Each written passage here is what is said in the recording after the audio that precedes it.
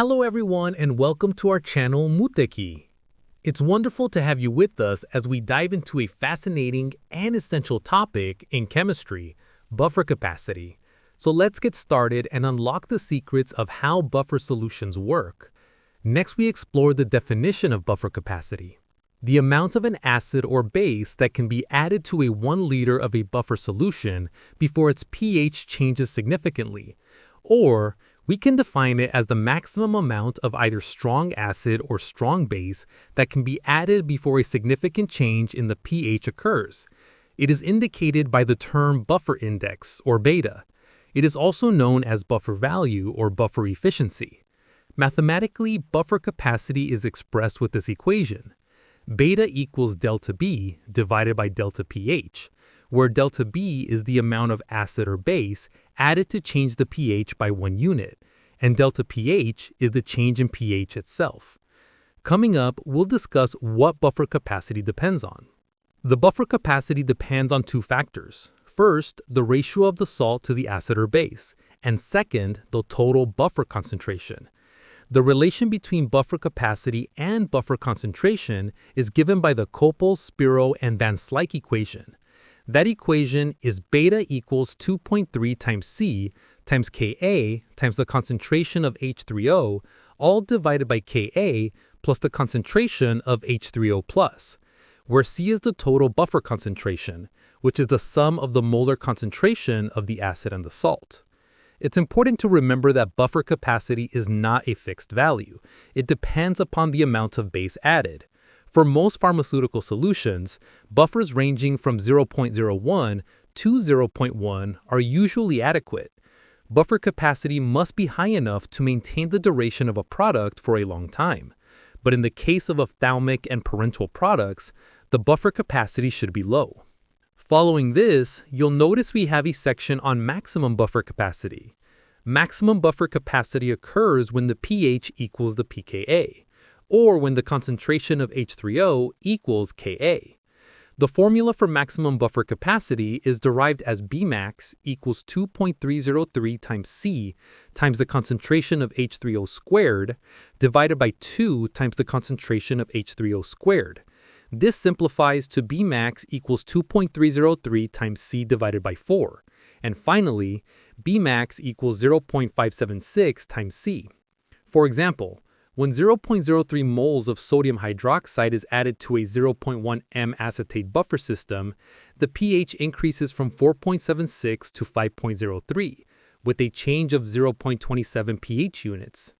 We can then calculate the buffer capacity. Beta equals delta B divided by delta pH.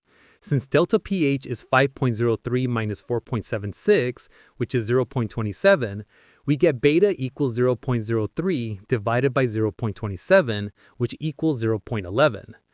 The slide also includes a table showing the buffer capacity of solutions under the same concentrations of acetic acid and sodium acetate.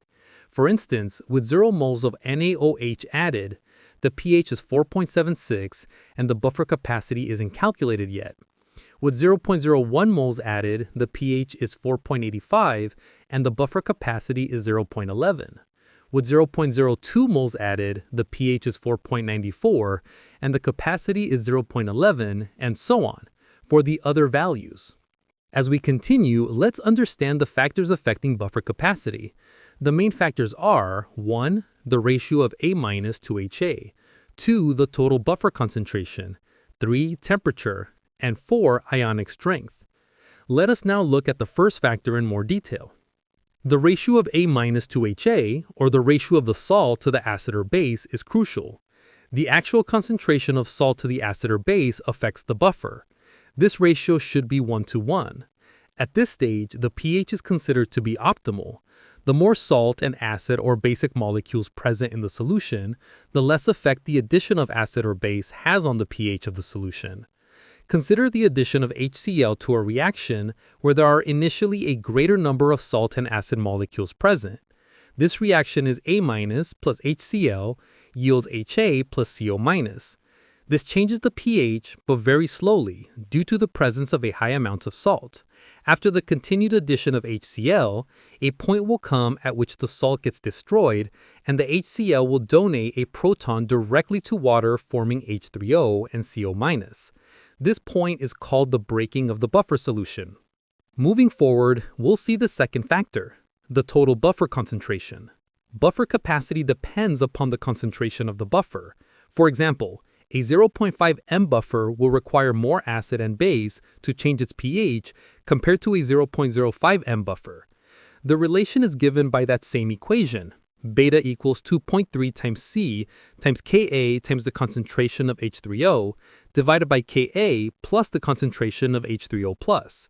A buffer solution containing a weak acid and its salt has a maximum buffer capacity when the pH equals the pKa. Hence, the maximum buffer capacity is given by the equation we saw earlier. Beta max equals 0.576 times C. Next, we explore the third factor, temperature. The pH values of solutions are dependent on temperature. Buffers are required to be maintained at a constant temperature for stable performance. Any change in the temperature of the buffer results in a reduction in its effectiveness. Buffers containing a base and its salt are found to show greater changes in buffer capacity with temperature. The effective temperature on pH is illustrated in a table. For an acid, at 0 degrees Celsius, the pH is 2.01, at 25 degrees Celsius, it's 2.00, and at 50 degrees Celsius, it's 2.00. For a neutral water, at 0 degrees, it's 7.47, at 25 degrees Celsius, it's 7.00, and at 50 degrees Celsius, it's 6.63.